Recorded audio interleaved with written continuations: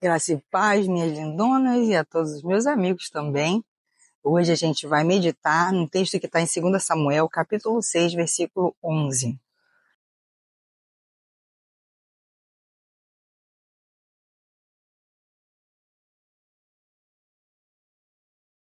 A arca é o próprio tesouro. Essa é a história de Obed-Edom. Você se lembra quando o pessoal estava acampado no deserto? Deus deu todas as medidas dos móveis e tudo mais, incluindo a arca. E a arca era um objeto muito especial que ficava no lugar santíssimo. Dentro dessa arca ficavam alguns objetos que eram a lembrança do povo de que Deus era com eles. Ou seja, a arca, ela representava a própria presença de Deus com o povo. Então, alguns povos inimigos, em alguns momentos da história, acharam que sem a arca o povo de Israel estaria detonado, eles não conseguiriam mais triunfar. Nesse momento que a gente viu aqui, um povo tinha roubado a arca e eles se deram muito mal, porque não existe amuleto. Gente, ou a gente tem a presença do Senhor ou a gente não tem. Não adianta ter a Bíblia de Israel, a água do Rio Jordão, não adianta ter nada disso, óleo ungido, né?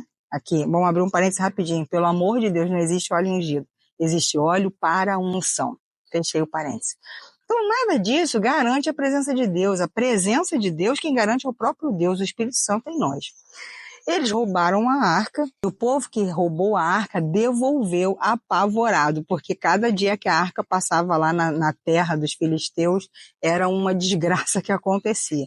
A arca volta então, e a arca fica na casa de um homem chamado Abinadab. Durante 20 anos a arca ficou guardada na casa de Abinadab. Passa o tempo, né? 20 anos depois, Davi já era rei. E Davi bola um plano para trazer a arca para Jerusalém, para honrar a presença de Deus. E aí ele vai, retira a arca da casa de Abinadab, como eu falei, tinha ficado lá 20 anos, e faz um carro novo, né? Se fosse hoje, seria assim um desfile, né? Com um carro aberto, bonitão, para todo mundo ver a arca passando. Então ele fez um carro novo para trazer a arca para Jerusalém. A arca vem vindo, o carro dá uma sacudida, Uzá, que era um sacerdote, foi tentar segurar a arca porque ela ia escorregar. Ele pensou que ela ia escorregar, e quando ele toca nessa arca, ele morre. Uau, foi um climão, imagina. Que situação. Davi fica arrasado, o povo com medo, Uzá morto. Havia nos preceitos, a gente viu em Levítico, Números, Deuteronômio, Deus repetiu várias vezes, regras, não era à toa, né? Então, a arca jamais poderia ser transportada em alguma coisa artificial. Ela teria que ser transportada nos ombros do sacerdote. Uzá estava careca de saber disso. Mas às vezes a gente quer dar nosso jeitinho, né? E até assim, parecendo que a gente está fazendo um grande favor para o Senhor ou para a obra de Deus. Mas Deus não se impressiona com as nossas técnicas, Deus não se impressiona com as nossas estratégias. O que é para Deus tem que ser do jeito que Deus gosta. Você vai no aniversário de alguém e dar um presente que a pessoa não gosta? Né? Você faria isso? Alguém que não gosta de bolo de chocolate e você fala, no teu aniversário fiz especialmente para você um bolo de chocolate? Não tem sentido, né? Então, se é para Deus, quem sabe do que Deus gosta é Deus. E por isso ele deixou tudo escritinho para a gente. A gente precisa ler mais a Bíblia. Uzá deu uma de bonzinho, mas na verdade ele quis aparecer um pouquinho, né? Sendo o salvador da arca, sendo aquele que impediu a arca de cair no chão, e o nome de Uzá ficaria bem conhecido. Uzá todo o tempo sabia, ele não era inocente, ele sabia que não podia ser feito daquela forma. Uzá realmente morre, para ficar bem claro, né? Que nós não impressionamos Deus. Tem que ser para Deus do jeito que Deus gosta, do jeito que Deus quer, do jeito que Deus estabeleceu que seria.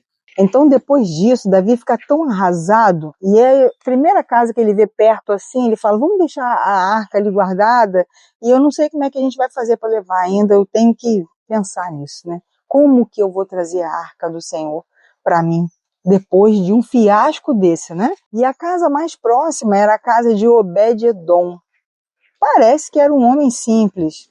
E a arca então fica lá durante 3 meses, até que Davi vai ler de novo a palavra, vai buscar uma estratégia em Deus para trazer a presença de Deus para Jerusalém, simbolizada pela arca. Gente, vocês acreditam que 3 meses só que a arca ficou na casa de Obed-Edom? Que aí a história se prolonga, eu não vou nem contar o resto, mas só para dar um spoiler, Davi consegue levar a arca para Jerusalém, tá? Obed-Edom foi bem sucedido em todas as coisas. Imagina, o que ele tinha de gado estava produzindo, que era uma maravilha.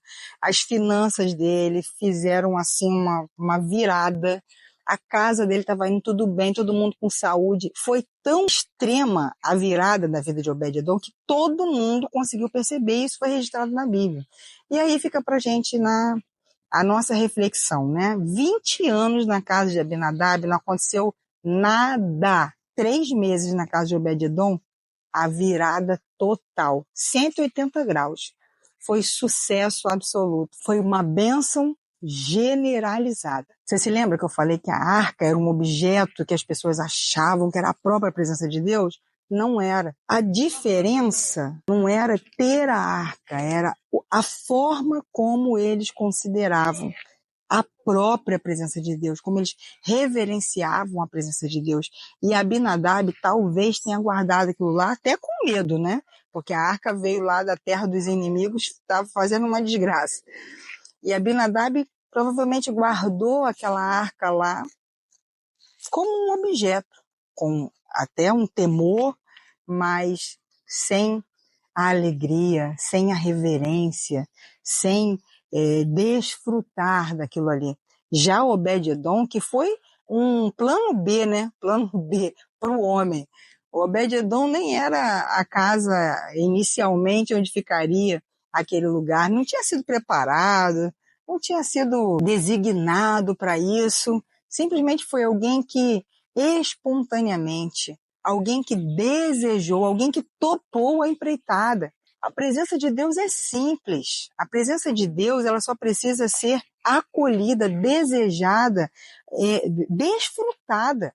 Se de fato a gente abrir o coração para o Senhor, mesmo uma casa simples, né? Como eu posso ter a presença de Deus em mim, porque eu desejo, porque eu acolho isso. Lembra quando Jesus chamou Zaqueu para descer depressa? A Bíblia registra que Zaqueu o recebeu com grande alegria. A presença de Deus é assim. Quando a gente faz muita formalidade, sabe? Quando a gente inventa uma programação assim muito amarradinha, muito engessada, e a gente quer enfiar a presença de Deus ali, não rola. Vamos fazer uma noite de avivamento. Gente, como que eu posso fazer uma noite de avivamento? Se quem faz o avivamento é o Senhor. O que eu posso apresentar é a minha casa para o Senhor fazer esse avivamento. Eu posso falar, vem Senhor, minha casa, meu coração, minha vida está aberta para o Senhor. E aí a presença de Deus em nós, ela começa a modificar todas as coisas. Ela começa a chamar outras coisas. Como a gente leu em Deuteronômio, as bênçãos começam a vir atrás de nós. Mas não porque eu inventei uma noite de quebrantamento, uma noite de avivamento, porque eu quero que seja uma noite de milagres, né? Eu não posso criar um evento, eu não posso criar um lugar, um carro novo para carregar a presença do Senhor, eu não posso criar uma estratégia para ter a presença de Deus, eu posso receber a presença de Deus, assim, com muita naturalidade, sabe? Com muita espontaneidade, não é bagunça. Um lugar como a casa de Obed-Edom, não era um lugar todo revirado, não era um negócio, bota em qualquer cantinho aí, Jesus é de qualquer maneira, não é disso que se trata, mas é de receber a presença de Deus na nossa simplicidade e principalmente com muita verdade. A presença de Deus não requer palácios, não requer carros novos, ela requer gente que tenha um coração aberto, uma casa com disponibilidade para ele. Por isso fez toda a diferença na vida de Obed-Edom, a arca, e nenhuma diferença na vida de Abinadab. A gente pode ter Bíblia, a gente pode ser membro de igreja, a gente pode estar num congresso e nada mudar na nossa vida. Mas a gente pode estar na nossa casa e abrir o nosso coração e a presença de Deus fazer toda a diferença na nossa vida. Porque a arca é o próprio tesouro. Não como nas histórias de piratas, né? Que a arca guardava o tesouro, mas a arca é o próprio tesouro. Ou seja, a presença de Deus é o que de mais valioso a gente pode ter na nossa vida.